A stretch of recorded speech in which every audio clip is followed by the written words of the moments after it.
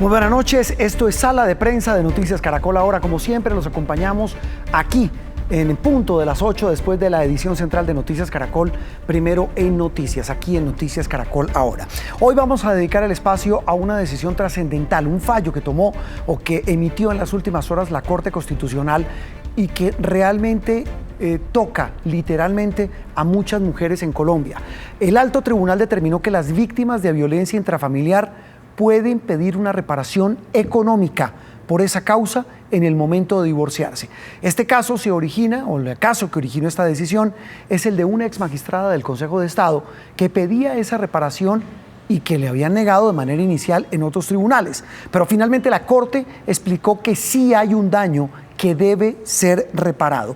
Hemos invitado hoy precisamente para hablar de este tema que refleja el drama de miles, cientos de miles de mujeres en Colombia, a la exmagistrada Estela Conto. Doctora Conto, muy buenas noches, gracias por estar en Sala de Prensa de Noticias Caracol. Muy buenas noches, muchas gracias por invitarme. Bueno, cuéntenos un poco, doctora Conto, los detalles del fallo. ¿Cómo fue la demanda? ¿Qué trámite surtió para llegar hasta esta decisión que tomó la Corte Constitucional? Los detalles del fallo los conoce el país. La información que yo tengo es la del comunicado de prensa. El fallo todavía no lo conozco, no me ha sido notificado. Pero sobre el proceso, es un proceso de divorcio. Las causales en maltrato y incumplimiento de los deberes se tramita en un juzgado de familia. El resultado del proceso, la sentencia de primera instancia es que efectivamente hay incumplimiento, que no está aprobado el maltrato, con un argumento un poco extraño de parte del juzgado, porque sostiene que que cuando hay maltrato, el maltrato es mutuo. Interponemos, mi abogado interpone el recurso de apelación ante el tribunal, ante la Sala de Familia del Tribunal Superior de Bogotá, argumentando que hay dos elementos que debe pronunciarse el tribunal, es decir, si hay maltrato, y además porque estaba demostrado, y además el derecho de la cónyuge inocente a la indemnización de perjuicios. Mire, magistrada, estoy viendo aquí detalles del fallo, detalles, como usted dice, de lo poco que se conoce, digamos, de los términos, pero hay algunas novedades interesantes. Esta sentencia dice, entre otras cosas, que no se valen los alegatos referentes a que la víctima tenga o no capacidad económica. Eso es independiente de la reparación que se ordene simultáneo al proceso de divorcio. Bueno, ahí va a explicarle con la sentencia de la Sala de Familia del Tribunal. Sí. La Sala de Familia del Tribunal resuelve la apelación y confirma efectivamente que hay maltrato, hace una descripción del maltrato que está demostrado en el expediente, aplica inclusive una sentencia de la Corte Constitucional, hace relación a los tratados internacionales que proscriben el maltrato en contra de la mujer, pero considera que no hay derecho a indemnización, porque la indemnización está prevista en el Código Civil únicamente para el cónyuge que esté en una situación de indigencia, y que yo era magistrada y que yo con esos recursos podía sostenerme y sostener a mi hija menor. Yo le solicito al tribunal, a la sala, que aclare el punto y insiste en que definitivamente no tengo derecho. Entonces se interpone una acción de tutela. El resultado de la acción de tutela es una sentencia de primera instancia de la Sala de Familia, Civil Familia de la Corte Suprema de Justicia, que considera que efectivamente yo tengo razón, que la demanda fue interpuesta correctamente, que está prevista la indemnización para el cónyuge inocente, y le ordena al juzgado que tramite un incidente de liquidación de perjuicios de acuerdo al Código General del Proceso. Pero esa decisión la revoca la Sala Laboral. La Sala Laboral argumenta que para tener derecho a la reparación yo debo acudir ante el juez civil, no de familia, y que debo tramitar un proceso separado, o sea, que las víctimas de la violencia intrafamiliar tendríamos que tramitar dos procesos separados, uno para demostrar el daño y la culpa, y otro para demostrar la indemnización de perjuicios. Mire, doctora Conto, La escuché esta mañana en varias emisoras donde usted habló, incluso lo hizo aquí desde anoche en Noticias Caracol, y usted dice, mire, a mí no me gusta hablar de mi caso en particular, pero sí quisiera que nos explicara un poco el caso que llevó a esta sentencia, porque repito, refleja, y usted lo sabe, usted es consciente, doctora Estela, usted es consciente de que su caso refleja el de cientos de miles de mujeres en Colombia que se ven agobiadas por el maltrato físico, el maltrato psicológico, el maltrato económico de su pareja, porque el maltrato tiene diferentes facetas. ¿Cómo fue su caso? ¿Cuál es su historia que lleva a semejante sentencia tan trascendental que toma la Corte Constitucional? Es que mire, mi caso es el caso de muchas mujeres. Sí. No tiene diferencia, en realidad la violencia de género es una violencia que sufrimos las mujeres por ser mujeres, sí, no por tener profesión, ni por no tener recursos o tenerlos, no por ser de determinadas condiciones sociales o económicas.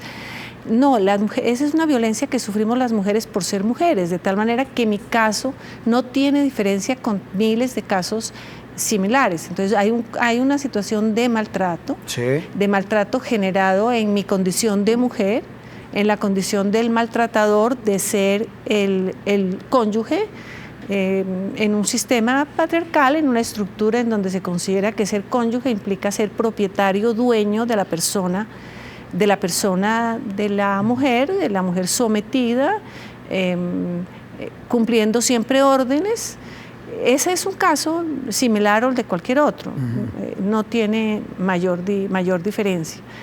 Lo importante es que la Corte Constitucional le haya dado la razón a la Corte Suprema de Justicia.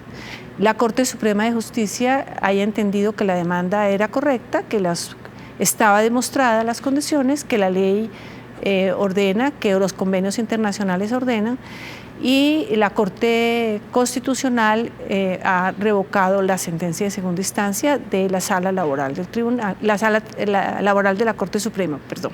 Sí, mire, estoy viendo además que también la decisión establece una serie como de acciones que usted puede iniciar contra los jueces que no le pararon bolas, que no le hallaron la razón. No, lo que pasa es que, de esa sentencia lo que se desprende es que el proceso debe devolverse al tribunal para, sí, que el tribunal vuelva a dictar la sentencia de segunda instancia. O sea, le da la orden, claro. Claro, que está mal dictada, y lo que la Corte ordena es que se tramite el incidente de liquidación de perjuicios. Ajá. Ese incidente lo tiene previsto el Código General del Proceso. Hay un avance importante de la Corte, es que, en primer lugar, recordarles a los jueces de familia que es la vía adecuada, que el incidente está previsto para estos casos, pero exhortar al legislador por razones de economía procesal para que la liquidación de perjuicios en los próximos eventos, y una vez que salga una ley en ese sentido, la liquidación de perjuicios se liquide como en todos los casos de reparación. Simultáneamente, mientras se demuestra el daño y la culpa, se demuestra el monto de la indemnización. Aquí hay que hacerlo separadamente. Claro. Mire, magistrada, decían también, muchas personas nos decían a través de nuestras redes sociales, porque este caso y este fallo, repito, trascendental, lo hemos informado desde anoche, que claro, la Corte le prestó atención a usted porque usted es magistrada, porque usted hizo parte de la rama judicial, pero para el grueso de las mujeres, poner este tipo de acciones, exigir este tipo de derechos, se convierte casi que en un vía crucis, termina siendo otra condena y otro maltrato para la mujer. No, para todas las mujeres y para mí también. O sea, sí, yo no claro, considero... pero para usted también fue un vía crucis porque sí, claro, mire lo que tuvo que hacer. Claro, 7 años y además toda una serie de dilaciones y de situaciones complejas.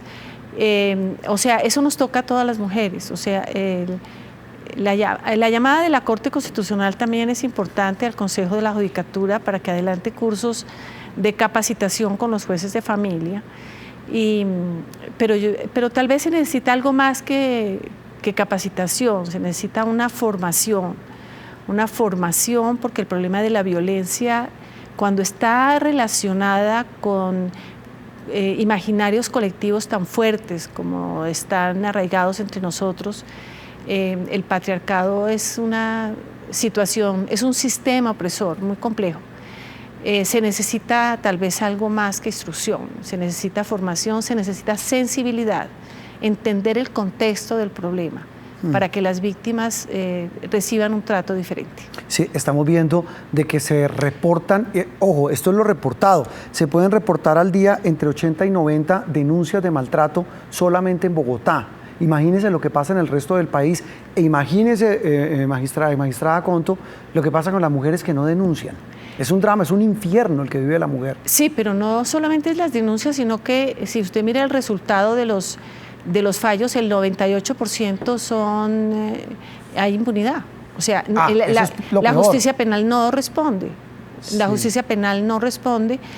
Y la justicia penal, y no solamente en Colombia, esa es una crisis muy compleja, porque la justicia penal defiende al sindicado, defiende la presunción de inocencia, no está mal que eso sea, aplica el principio de favorabilidad, exige la demostración de una culpa subjetiva mucho más compleja que la que exige el procedimiento civil. De tal manera que esta vía es importante porque necesariamente tiene que ser una vía un poco más expedita, sí, sin que tengamos que abandonar la vía penal. La vía penal también se necesita hacer una profunda reforma, porque las víctimas en la justicia penal reciben un trato especial, pero no las víctimas de género, ni las mujeres ni los niños. Mire, yo quiero terminar este diálogo, magistrada Estela Conto, con una frase que usted acaba de decir hace un rato, que yo creo que en buena medida resume este doloroso drama cultural, porque esto casi que es arraigado de la cultura colombiana, el tema del maltrato a la mujer, y es que la mujer no es un objeto ni es propiedad de nadie, pues ningún ser humano, pero mucho menos la mujer es propiedad del hombre. Yo creo que eso en buena medida explica la génesis de este drama y de este infierno que es el maltrato a la mujer en Colombia. Sí, mire, y las mujeres no somos propiedad y los niños no son propiedad de los padres. Es que llama profundamente la atención que la Convención de los Derechos del Niño nos tenga que recordar a los padres que los niños no son propiedad nuestra. Sí. Entonces, y las convenciones internacionales nos tengan que recordar que las mujeres no son propiedad de nadie. O sea, son unos problemas culturales, unos imaginarios colectivos muy complejos que hay que trabajarlos ampliamente y todos los instrumentos tenemos que utilizarlos, pero la sociedad entera tiene que trabajar por el tema. Mire, hay una reflexión personal final, magistrada Estela Conto, y es ¿qué pasa por la cabeza de una mujer que vive con un hombre que la maltrata? Pues muchas cosas, pero yo le digo en general, desafortunadamente, que el hombre tiene derecho. No puede ser. Porque la formación está muy arraigada con la sumisión de la mujer y con los derechos del hombre, inclusive sobre el cuerpo de la mujer. Es decir, hay mujeres que dicen, mire, él tiene derecho a pegarme, razón tiene. No solamente mujeres. Usted mira, bueno, hay casos de hombres, estoy viendo las cifras acá. Y no solamente de hombres, sino en general de las respuestas de la sociedad. Sí. Si usted oye respuestas, por ejemplo, como desde que le pegaron algo estaba haciendo. Es que lo que pasa es que a los hombres no se les puede, cuando están bravos no se les puede levantar la voz, es que no les cocinan bien, es que no están de haber tenido la ropa lista, etcétera. Hay unas respuestas que es un problema social, es un problema cultural. Hay que trabajarlo en todos los campos. El derecho es importante, es una herramienta fundamental, pero no es solamente el derecho. Pero yo sí creo, esto casi que es un diálogo más que una entrevista, magistrada. Yo sí, en cambio, es mi percepción muy personal, por supuesto no es la más importante, pero yo sí creo que si uno empieza por hacerle entender a esos miserables que maltratan a una mujer que lo que hacen genera consecuencias, por algo se empieza. Y obviamente eso tiene que ir de la mano con un cambio cultural, un cambio de principios, de valores. Sí, es que mire, la institución de la responsabilidad tiene un amplio desarrollo en el derecho y se ha considerado, no solamente se trata de indemnizar a la víctima, lo más importante de la responsabilidad es disuadir al agresor. Enviar el mensaje a la sociedad de que el que causa daño tiene que indemnizar. Tiene que Entonces pagar. uno no entiende por qué el que causa daño tiene que indemnizar, sí, pero si es a una mujer no, y si es a un niño tampoco. Es que a los niños tampoco estamos indemnizando los daños que se les causan. Y que después se reflejan en estos adultos que vienen con una cantidad de problemas y una cantidad de dificultades. Que consideran que la agresión está bien, sí, porque ellos fueron agredidos. Sí, o que... y fueron agredidos sin consecuencias. Sí, ese es un tema muy complejo, hombre, que es un tema, como usted lo dice, es cultural. Pues magistrada, ha sido un gusto tenerla en sala de prensa de Noticias Caracol. Gracias por ayudarnos a entender no solamente el fallo, sino un fenómeno que de verdad tiene unas raíces muy profundas y unas consecuencias bastante complejas para una sociedad que dice ser civilizada. Muchas gracias por estar con nosotros, magistrada Estela Conto. Muchas gracias a ustedes y buenas noches. Muy bien.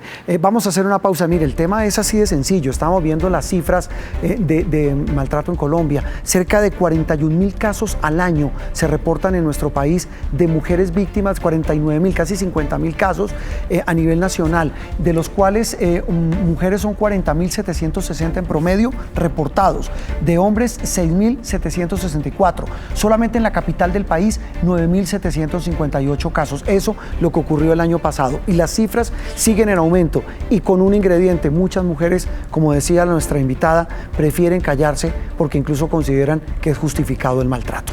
Vamos a hacer una pausa, pero cuando regresemos vamos a hablar sobre la controversia que hay por la multiplicación de hipopótamos en el país. Ojo, esos hipopótamos están causando graves problemas a la calidad del agua que consumimos en Colombia. Ya regresamos.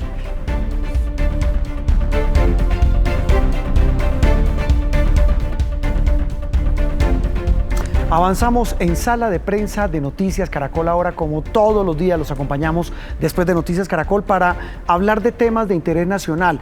Le hemos dedicado mucho espacio aquí en sala de prensa a los temas ambientales. Hablábamos esta semana del desastre que producen los incendios forestales en los parques naturales, ese sacrilegio que se está cometiendo en muchos de esos parques. Ya volveremos a hablar del tema, pero hay otro que mire cómo es la vida, otra preocupación más para el tema ambiental, y tiene que ver con la sobrepoblación de hipopótamos, así como lo oyen y como lo ven. Esos animales gigantescos que se supone son lejanos y que llegaron a Colombia cerca de los años 80 porque el narcotraficante Pablo Escobar, en medio de su extravagancia, los trajo junto a elefantes, cebras, jirafas y por supuesto estos animales gigantes del África, hipopótamos. Esto lo hacía para recrear su extravagancia en la Hacienda Nápoles, que fue su santuario durante muchos años. El lío enorme es que muchos años después, casi 40 años después de que los trajo, aunque solo trajo 4 hipopótamos hace muchísimos, más de 35 años para su zoológico privado, hoy esos animales son padres de unos 60 y al ritmo que crece su población es altísima, una población muy alta, puede ser entre 150 y 200 de estos animales que, como ustedes lo ven, se pasean orondos y sin ningún problema por el río Magdalena, por varios de sus brazos, allí en esa zona donde queda la Hacienda Nápoles, que es el Magdalena Medio en Colombia.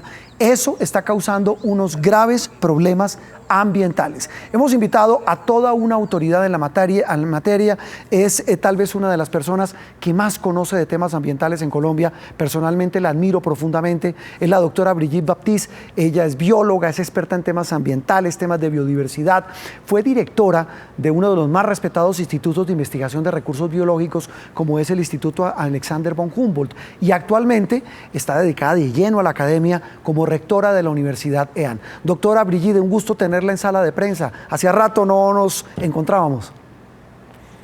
Bueno, pues muchas gracias por la invitación, Juan Roberto, y a todo el mundo un saludo muy especial. Bueno, la hemos invitado para ese tema puntual, pero también vamos a sacarle provecho, perdóneme la expresión, para hablar de este tema coyuntural que, repito, es el tema que es transversal al nuevo contrato social y es el tema ambiental. Pero quería arrancar hablando de este asunto de los hipopótamos. ¿Qué tan grave es? Porque estamos hablando de que hay 60, 70, puede haber 150 en los próximos años, pero ¿qué problemas ambientales causan estos animales gigantescos? Los hipopótamos provienen de África y no son un animal nativo. Además son un animal gigantesco que tiene unos requerimientos de alimentación y que tiene un metabolismo, es decir, una producción de heces y de orina gigantesco. En ese sentido, ya 30 años de hipopótamos con una población en crecimiento van transformando los ecosistemas colombianos hacia los que ellos necesitan. Eso genera un desplazamiento de todas las especies nativas, desde microorganismos, invertebrados, peces y los grandes mamíferos nuestros, que son el manatí y la nutria, que están amenazados y en grave peligro. Los hipopótamos realmente son una plaga. tan grave como el coronavirus. Realmente hay que pensarlo de esa manera. Lo que pasa es que son grandes, son bonitos, son carismáticos, pero son letales, son muy peligrosos. Pero esa frase que nos da es bien preocupante, doctora Brigitte, que son tan nefastos como una epidemia como la de coronavirus, porque dice usted que desplaza a los animales nativos, pero también genera algún tipo de problema en el agua, en la calidad del agua. Claro, imagínese usted estos animales tan grandes comiendo plantas y defecando todo el tiempo. Su sistema digestivo está produciendo unas heces que son específicas a sus necesidades, y esas heces tienen un contenido distinto de bacterias y de materias de residuo que van llenando, digamos, la ciénaga. No la van llenando de heces, sino van modificando toda la química de las aguas, y las especies nativas no pueden vivir en esas condiciones. Entonces lo que vamos a enfrentar es poco a poco un desastre ecológico que comenzamos a ver a escalas, obviamente, del funcionamiento de los ecosistemas. ¿Y cómo enfrentamos ese desastre, doctora Brigitte? En el año 96, tal vez, que estábamos trabajando en el Instituto Humboldt, empezando el trabajo, ya se suscitó el primer debate al respecto. Hubo un foro, se invitaron expertos surafricanos, y la conclusión desde ese entonces hasta ahora ha sido siempre la misma: hay que sacrificarlos. Hay que acabarlos, eliminarlos. Hay que acabarlos, hay que eliminarlos. No hay ninguna otra posibilidad, con todo el dolor del alma que representa tomar una decisión de este tipo, pero los hipopótamos no pueden ser extraídos del ecosistema para llevarlos a alguna parte. Nadie los recibe, no hay zoológicos, no hay espacios para tenerlos. No se pueden llevar al África, como algunas personas afirman, pues devolvámoslo. Eso es completamente inviable, no solo por los costos, sino porque no los reciben. El riesgo de enfermedades y daño a las poblaciones de hipopótamos de allá es grandísimo. Es un drama para ellos. No pueden ser esterilizados fácilmente. La operación para sacarlos del Magdalena Medio y luego operarlos, y incluso podíamos devolverlos ya esterilizados, es extremadamente difícil técnicamente y costosísima. No tenemos recursos para la conservación de nuestras propias especies. Ahora tenemos que invertir miles de millones, porque estamos hablando de ese nivel de cifras, en devolverle digamos, el derecho a la vida a los hipopótamos. Algunos animalistas han sugerido, con razón creo yo, que por motivo ético podríamos cargar esos costos al patrimonio de los narcotraficantes que ha sido incautado por las autoridades. Tendría lógica. Eventualmente. Sí. Eso tiene lógica, y de ser posible, pues incluso podría ser un gran ejercicio de reconciliación con la naturaleza y con el pasado nuestro. Pero lo veo lejos, porque ya llevamos 40 años y, como dice, 200 hipopótamos en una situación surrealista. Mire, doctora Brigitte, cuando usted dice esa decisión es dolorosa, es triste, pues va en contravía, por supuesto, de los defensores de los derechos de los animales, pero ¿quién la toma finalmente? ¿Esto es el gobierno nacional, las corporaciones autónomas, los gobiernos locales? ¿Quién tendría que tomar esa decisión? Esa decisión está cobijada por la ley y es responsabilidad de las autoridades ambientales regionales, que están, que tienen el mandato de controlar las especies invasoras. Por ejemplo, el caracol africano, que es otro animal que está acabando con la biodiversidad colombiana, otra plaga, el retamo espinoso. Las corporaciones deben diseñar planes de manejo, control de todas estas especies. En el caso de los hipopótamos es Corantioquia y Cornare las principales autoridades que están implicadas en el tema. Ellas han tratado de hacerlo, pero la protesta social y el debate que suscitan, la impopularidad de la medida, asusta mucho. Pero mire, es que lo que llama la atención es que una autoridad en materias ambientales como usted, una persona que tiene la autoridad moral, ética e intelectual para hablar de este tema, que de esa propuesta pues no ayudaría a sacarla adelante. Se lo digo porque pues es dolorosa, es triste, pero es mucho más grave el daño que están ocasionando que mantenerlos vivos. Sí, yo he sido, digamos, muy estricta en ese sentido, y también muy abierta a la discusión permanente con quienes insisten en que hay otras opciones, pero siempre se llega a la misma conclusión: las otras opciones son inviables. En las redes sociales estos días revivimos esos debates de los años 90, luego otra vez después del 2005, del 2010, y siempre llegamos a la conclusión: hay que sacrificar a los hipopótamos. Hay que sacrificarlos. Pues doctora Brigitte, le cambio de tercio, le cambio de tema para hablar de otro que tiene que ver con lo mismo, con la protección del medio ambiente, y es este desastre que vimos esta semana, que volvió a poner sobre el tapete un tema que nos tiene a todos escandalizados, y es el crimen que se está cometiendo, el ecocidio que se está cometiendo en los parques nacionales, en nuestros bosques, en nuestras selvas, por múltiples razones que ya hemos hablado, que narcotraficantes, que colonos, que ganadería extensiva y algunos la llaman abusiva, como quiera llamarlo. Pero el tema es que nos debe llevar a pensar en hacer qué debe hacer el Estado para evitar eso, porque es que además en la mitad de todo está quedando la inoperancia de un Estado que prácticamente ve como un espectador más, que destruyen, por ejemplo, lo que está pasando en Chiribiquete, lo que vimos esta semana en la Serranía de la Macarena, lo que está pasando en Tinigua, es decir, en sitios que son santuarios y que hoy están siendo absolutamente atacados por toda clase de fenómenos. Es lamentable que ya estemos llegando a una etapa en que la naturaleza sea rehén de un conflicto social o de un conflicto económico, pero la idea de que los parques nacionales queden en medio del fuego cruzado, en medio de los reclamos de las disidencias o los narcotraficantes o distintas fuerzas que se están tratando de apropiar del territorio, indica que hemos tocado fondo y que la gobernabilidad de la biodiversidad está en entredicho. Yo creo que es muy importante, obviamente, garantizar que el Estado esté presente en todo el territorio nacional, pero sabemos que eso tiene restricciones sobre todo en el acompañamiento de las autoridades militares. No tenemos necesariamente la capacidad de estar en todas partes. Un país megadiverso como este no puede tener un batallón en cada parque, de manera que la aproximación militar es importante para lanzar una señal de que el país está respaldando la gestión de parques nacionales, pero es mucho más importante pensar en la presencia del Estado después de o cuando se haya dado esta señal clara, porque es la presencia del Estado en relación con las comunidades, con las asociaciones de productores locales, con los indígenas, que puede producir frutos de mediano y largo plazo.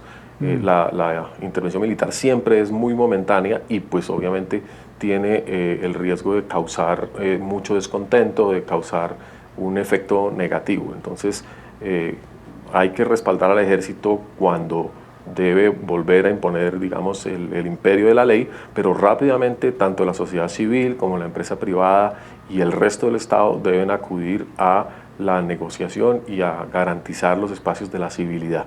Mire, tal vez una cosa final. Yo sé que los insensatos que cometen esos crímenes ecológicos, pues a lo mejor les entra por un oído y les sale por el otro, pero yo creo que a la opinión pública se vale la pena que, repito, una autoridad como usted nos dé luces sobre el tema. Eso que se está incendiando, que se incendió esta semana, que se incendió la semana pasada en estos santuarios naturales, ¿cuánto se demora en recuperar ese territorio? Bueno, depende de la zona exacta donde se haya quemado.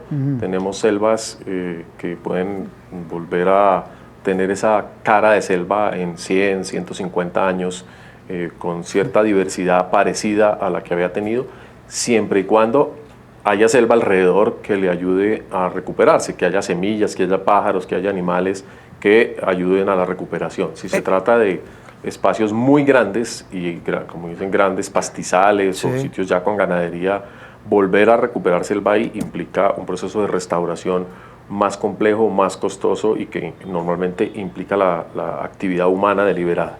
Ahora, decir, si lo que se quema... No, la interrumpo, perdón. Es decir, en el mejor de los casos estamos hablando entre 100 y 150 años para que se recuperen. Que se recupere, digamos, una imagen como la que veíamos antes. Claro. Como la que tenían, relativamente similar. Hay expertos que tienen datos distintos, pero vale, que es definitivamente imposible tener un poquito de selva con árboles grandes de 30 a 40 metros antes de 60 años. Esto es completamente imposible. O sea que lo que quemamos hoy antes de 60 años, es decir, nuestros hijos lo verán de ancianos y nosotros ya no lo veremos. No. Lo más grave es si se quema en todo el sistema de serranías como La Macarena, Chiribiquete, Nucac, que son suelos rocosos, es vegetación tremendamente rústica que requiere a veces centenares de años para establecerse en estos ecosistemas. Es vegetación además endémica, es decir, que solo existe en esas regiones y que le cuesta muchísimo, muchísimo prosperar y que lo ha hecho pues porque la naturaleza tiene tiempo cuando los humanos no estamos destruyéndola. No, qué barbaridad. Pues nos deja más aburridos de lo que estábamos antes de esta charla. Pues doctora Brigitte, un gusto como siempre tenerla en Noticias Caracol aquí en Sala de Prensa y gracias por ayudarnos a entender estos fenómenos que tienen que ver con la protección y la conservación de nuestro medio ambiente. Un gran abrazo y muy amable por estar con nosotros. A ustedes muchas gracias. Brigitte Baptiste, tal vez una de las personas que más sabe de temas ambientales en Colombia. Vamos a hacer una nueva pausa y regresamos en instantes con el radar aquí en Sala de Prensa.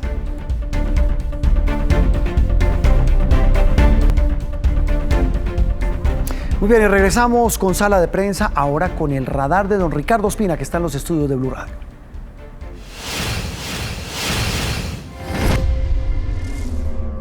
Muy buenas noches. Hoy entra en el radar la recta final de la definición de la Corte Constitucional sobre el futuro del aborto en Colombia.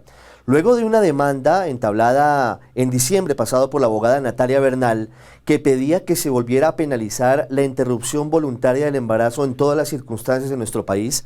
Recordemos que en el año 2006, un fallo del entonces magistrado Carlos Gaviria, ya fallecido, habilitó en Colombia el aborto en 3 casos puntuales en los que es despenalizado: cuando el niño es producto de una violación, cuando está en grave riesgo la vida del no nacido y cuando está en grave riesgo la salud física o mental de la madre. Pues lo que pretendió la demanda de diciembre de la abogada Natalia Bernal es que se tumbara esta sentencia y de nuevo el aborto fuera penalizado en todas sus circunstancias en Colombia. El caso llegó al despacho del magistrado Alejandro Linares, quien no solamente no contempló esa posibilidad, sino que pretendió y aún pretende ir más allá, y pretende que en Colombia el aborto sea libre para cualquier caso antes de las 16 semanas de gestación, es decir, que las mujeres tendrían plena libertad para interrumpir su embarazo sin ningún tipo de certificado y sin ningún tipo de condicionamiento. Luego de esa semana 16 hasta el final de la gestación tendrían que considerar una de las 3 causales que ya les hemos mencionado y que están vigentes en Colombia desde hace más de 14 años. ¿Por qué entra en la recta final de nuevo la discusión sobre el aborto? Porque hoy ya comenzó la sala plena de la Corte para discutirlo, pero hay un lío y es que hay una nueva recusación contra 6 de los 9 magistrados de la sala plena de la Corte, entablada por la directora de la Fundación Camino, Dolores Géneco, que considera que ya se han pronunciado sobre temas de aborto y no podrían volver a hacerlo. En estas jornadas de los próximos días tendrán que definir si aceptan o no la recusación los propios integrantes de la Corte. En todo caso, nos han confirmado desde ese alto tribunal que el martes de la próxima semana será el día D para saber qué pasa con el aborto en nuestro país. Las cargas están muy divididas. En principio solamente tendría 3 votos la ponencia del magistrado Alejandro Linares. Y con petición del gobierno, el Ministerio de Justicia, que lo hizo hace una semana y que revelamos en Blue Radio, todo pareciera indicar que las cargas van hacia el estado actual de cosas, es decir, que el aborto se mantendría en Colombia despenalizado bajo las 3 causales que hasta ahora han sido tenidas en cuenta y no se modificaría ni en un sentido ni en otro. Don Ricardo, muy pendientes, el martes entonces el día D para ese trascendental fallo que sin duda pues traerá consecuencias, interpretaciones y muchísimas reacciones, repito, porque es un tema muy sensible. Tenemos la Cruz de la Ceniza, respetando la libertad de cultos en Colombia, pues para los cristianos representa el comienzo de la Cuaresma, un tiempo de ayuno y un tiempo de oración. Para otros pues que muchos en Colombia no lo comparten, pues será un motivo de otro tipo de interpretaciones. Pero con esta reflexión terminamos Sala de Prensa hoy en Noticias Caracol. Ahora nos vemos mañana, aquí como siempre después de las 8 de la noche.